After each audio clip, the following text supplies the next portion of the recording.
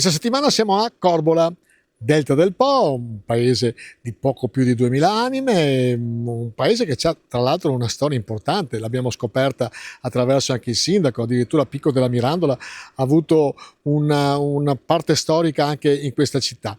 Che dire, come sempre andiamo a scoprire Corbola, i suoi cittadini, il sindaco, le sue associazioni, in questo nostro viaggio che si sta dimostrando sempre di più interessante e sempre di più imprevedibile. Andiamo.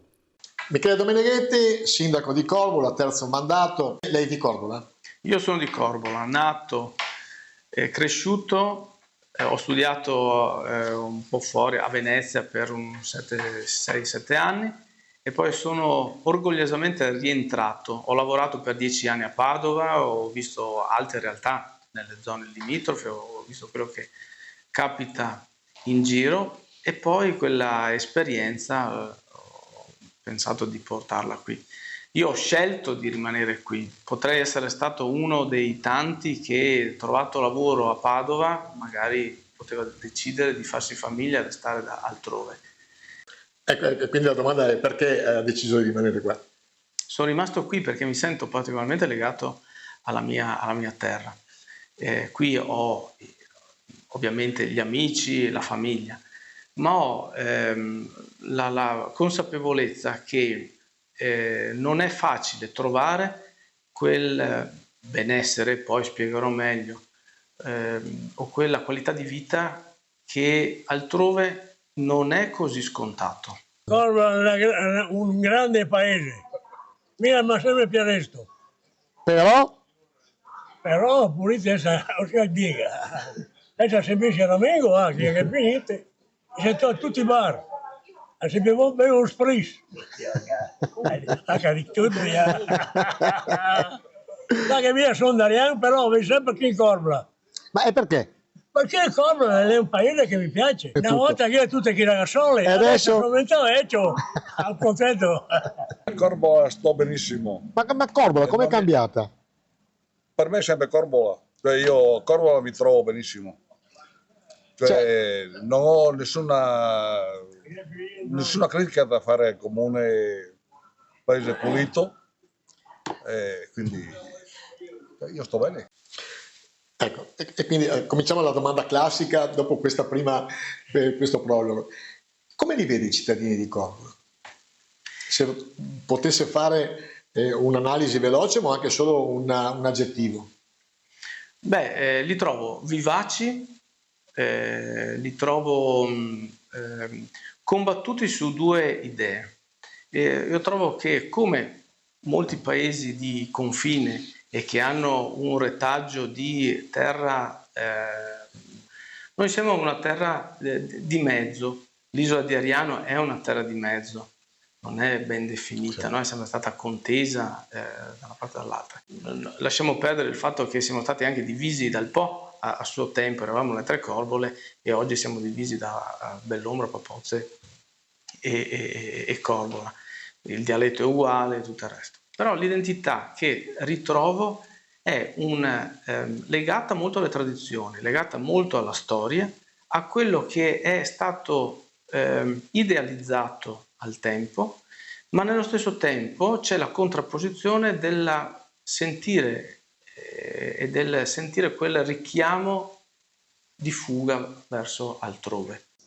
Da poco a Corbola, e quindi da osservatore, cosa ti sembra di questa città? Che è un bellissimo paese, gente anche a modo.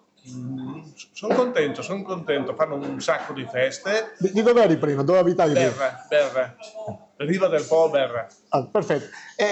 Quindi è molto simile, cioè... No, è diverso. Qui sì. Secondo me ancora questo paese è migliore del mio, come gente, più affabile, c'ha i suoi difetti come dappertutto, però è tutta un'altra cosa. Tutto un altro sistema, sono anche come scuola, come organizzazione, anche come fanno la Proloco, sono molto bravi veramente a fare tutte queste cose per il paese.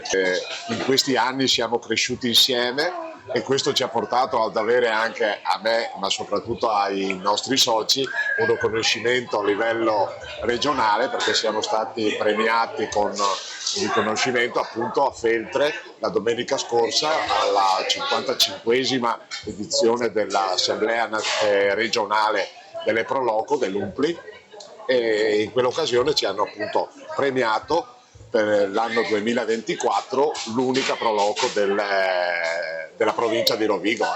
Grande Presidente, complimenti, pronti per la prossima festa della Mosca, ma nel frattempo cosa farete anche? Nel frattempo faremo la sagra di Santa Maria Maddalena che si svolgerà nella piazza centrale di Corvola dal 18 al 27, e poi andremo a fare la festa di Sant'Agostino a fine agosto, sempre in piazza. Nel frattempo andremo anche a Sapore in piazza l'evento di Rosolina Mare. Il prossimo anno sarà anche un'annata speciale per noi, perché saranno i 40 anni di fondazione della Pro Loco di Corvola e 20 anni di Mosca, quindi tutti i numeri tondi, e quindi sarà per noi un grosso evento. Ecco, noi nei nostri giri scopriamo caratteristiche anche storiche importanti. Per definizione il Delta è la zona più giovane d'Italia, però lei ci spiegava fuori onda pochi minuti fa dell'importanza storica che avevano Corbola stessa all'interno della via Pupiglia, quindi ci sono dei ricordi storici. Noi non siamo consapevoli di questo. Secondo lei di chi è la colpa? Ma innanzitutto nostra, che non poniamo attenzione su ciò che è la nostra storia, il nostro retaggio, la nostra tradizione. Diamo poca importanza. È vero che non si è mai profeti in patria, no? E quindi siamo portati a pensare che ciò che abbiamo sui nostri piedi, sotto i nostri piedi, o che abbiamo vicino non sia degno di tutta questa importanza, anche perché abbiamo un retaggio di povertà, di civiltà umile, non abbiamo come dire, punti o picchi eclatanti di successo, ma abbiamo un territorio che si è sempre mantenuto a cavallo della storia, ma sempre molto, molto sommesso e molto umile. Quante cose fate all'Auser? Tante cose. Quindi il trasporto sociale, cioè l'accompagnamento delle persone ai luoghi di cura per visite, esami, eccetera.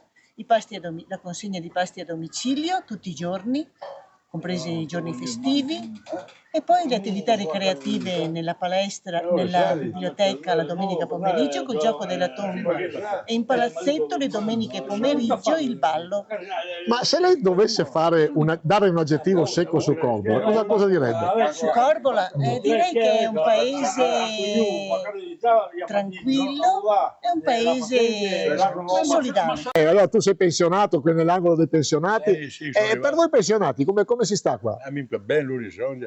Però continui a fumare. Quelle invece che pian pianino sono calabro. Tu dici almeno lasciatemi questo vizio, perché tutti gli altri... No, ma sono buoni, sono buoni. Corbola ai giovani, tu sei giovane, se tra l'altro sei una persona molto attiva dal punto di vista anche sociale.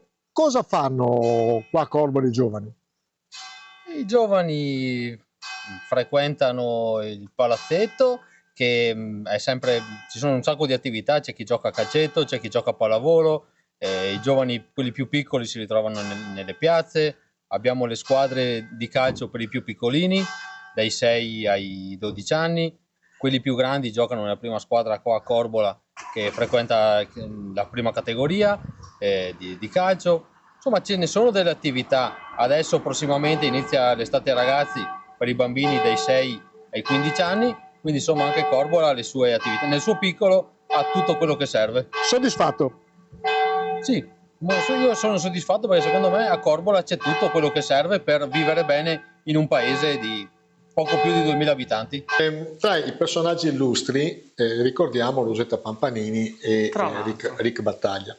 Partono da qua, quindi c'è una voglia anche di emergere. È rimasta dei cittadini di Corbola voler affrontare il mondo con i pochi mezzi che si hanno, oppure c'è una passata rassegnazione? Allora, come dicevo prima, riconosco nei nostri cittadini la pulsione alla fuga. forse perché ci ripetiamo forse troppe volte che qui non c'è niente o che qui non c'è quel modello di vita, quel modello di successo che ci viene propinato per TV o per i mass media. E quindi siamo quasi, come dicevo prima, sospesi e altalenanti tra l'essere trattenuti qui perché stiamo bene, abbiamo la nostra comfort zone, e invece il sentire la pulsione di riscatto, di successo, di far vedere quanto si vale e quindi la forza alla fuga. Quell'origine rimane ancora forte. Rosetta Pampanini ritornò nella villa di famiglia e dove morì, abbiamo la tomba, nel 1973, se non ricordo male. E quindi c'è sempre un ritorno. Rick Battaglia è morto qui. Successo, partenza, successo, ma senza mai dimenticare le proprie origini. Tanti negozi chiusi. I negozi chiusi, questo è il paese, cioè i negozi chiusi. Se le banche vanno via, Non è colpa del... non è colpa del comune. A Corvolo non manca niente, Cos'è che manca? Adesso hanno chiuso là il bar, una volta era chiuso questo il bar chiuso, il bar centrale in piazza era veramente... Adesso c'è il bar, funziona e quindi si passa via anche un'oretta. Come lo vedi Corvola? Tu che sei sufficientemente critico. Corvola, mi sono contento del Corvola. Sta in Klauser, sta in Proloco, sta in società calcio. Ecco, però adesso parli sempre al passato Io ho remoto. passato tutte. Adesso ho 30 anni. Portati bene però. Quando vado via da qui, mi va a Chioggia o gli Extension, a Torino perché non sono buon parcheggiare. Chi ha parcheggio dappertutto? Sì, questo qua effettivamente non è un problema a Corvola per il parcheggio. Non è un problema a Corvola. Via da qui è un problema. Tante case chiuse.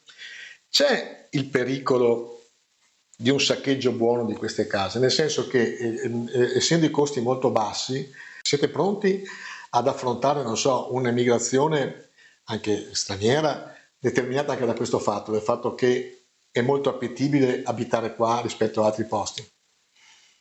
Allora, non siamo pronti, nel senso, spiego meglio, le nostre case che spesso hanno difficoltà ad essere sistemate dal punto di vista urbanistico, dal punto di vista anche prettamente fisico, e quindi spesso chi le detiene non ha le risorse per poterle sistemare o non ha la visione imprenditoriale per poterle sistemare, e do più colpa a questa seconda motivazione. Perché lei dice che ci sarebbero delle potenzialità turistiche e non solo. Ci sarebbe la potenzialità e basterebbe tante volte poco per poterle risistemare e renderle appetibili a giovani coppie che, in virtù della economicità, possono benissimo spostarsi da centri anche a noi limitrofi dove le case costano di più. E questo è una pecca, è una mancanza di visione. E per questo che dico tante volte ci accontentiamo troppo del fatto di abbandonare questi immobili a favore di un ceto, senza dare inclinazione o aggettivi che possono essere mal compresi, sono appetibili e restano appetibili soltanto a coloro invece che si accontentano. Ci fa piacere trovare un cittadino del Marocco molto ben integrato qua a Corvola. Quindi come ti trovi? Molto bene, mi trovo da 33 anni, da 33 anni qua, quindi mi trovo bene per forza. Che i tuoi figli sono cresciuti qua, quindi... Sì, certo. Sei soddisfatto dell'accoglienza di questo paese, certo, nei confronti anche della tua comunità? Ci mancherebbe, sì, Corvola è un paese di brava gente. Il suo collega di Papozze diceva: se io dovessi fare un gemellaggio, perlomeno un comune unico, non lo farei con, non so, Coadria o con Villanova del Ghebbo, Villanova Marchesana, la farei con Corvola. Cioè, secondo lei potrebbe essere l'unione dei comuni che potrebbe superare questo momento di impasse, di staticità? Non confondiamo l'unione con la fusione, perché l'unione è una sovrastruttura che spesso appesantisce un po' l'iter amministrativo. Aggiungiamo un altro ente. Esatto, ed è fondamentalmente la motivazione per cui molte delle unioni che sono riuscite a conformarsi con questa forma giuridica hanno avuto grossi problemi, tant'è che alcuni sono tornati indietro, si stanno sfaldando in modo a geometria variabile, ecco, diciamo così. E qui mi espongo, ma non vi svelo un segreto. Ne stiamo parlando, e ne stiamo parlando in modo serio. Di un comune unico o di un comune con Vapozze? Di una fusione con Vapozze. Avanzo anche, e non ho paura anche a parlarne in questi termini. Potrebbe essere un modo per scuotere anche un po' la situazione, ed è nata ovviamente per gioco, ma poi con Pierluigi ci siamo messi lì anche a ragionare su cosa potesse essere il trattino d'unione. Pierluigi Mosca, ricordiamo, il sindaco di Vapozze. Perché? Perché eravamo le Corbole, e quindi c'è un'origine, c'è un peccato originale. Abbiamo il Po che un tempo univa le due sponde, oggi per questioni socio-economiche è visto come una barriera territoriale. In realtà, buttando il cuore al di là dell'ostacolo, potrebbe in una chiave turistica essere il trattino d'unione. Enrico, un titolare di un bar che tra l'altro da pochissimo stai gestendo questo bar, quindi tu puoi dirci come vedi la gente di Corbola? Beh, in 3 mesi dopo logicamente serve un po' di tempo per farti conoscere tutto quanto. Comunque, persone tranquille, affabili, ridiamo, scherziamo, solito paesino, io sono di Taglio di Po, non ho visto questa gran differenza, quindi tutto il mondo è paese, alla fine se ti comporti bene anche la gente con te si comporta bene. I giovani ce ne sono? I giovani tendono a scappare un po' fuori di qua, noi stiamo cercando di far di tutto per proporre iniziative a livello anche di band musicali, karaoke, feste a tema e tutto quanto, quindi spero anche che i giovani di qua capiscano che in paese c'è qualcuno che ci tiene. Arriviamo alla domanda finale. Fra 10 anni Corbola? Fra 10 anni. Come se la auspica il sindaco Domeneghetti? La via l'abbiamo, io credo e spero, già abbastanza delineata. Non siamo un comune che sta puntando ad una zona industriale, stiamo puntando invece ad una diversificazione e ad un legame più spinto tra cittadini e territorio. Ci stiamo delineando proprio perché, io credo anche naturalmente già legittimato nella presenza di un parco, nella presenza di un ambito territoriale che favorisce sia la vegetazione, sia il turismo lento, la ciclabilità, lo spostamento. E questo se da un lato può diventare anche una risorsa economica, dall'altro ci permette di avere anche una qualità di vita non indifferente, ed è quello che stavo dicendo prima. Puntata finita. Grazie a Corbola, grazie ai suoi cittadini, grazie a tutti quelli che collaborano con noi. La settimana prossima siamo in Alto Polesine, siamo a Frassinelle, sottolineate Frassinelle, e da Leandro Maggi è come sempre un piacere stare con voi. Ciao ciao!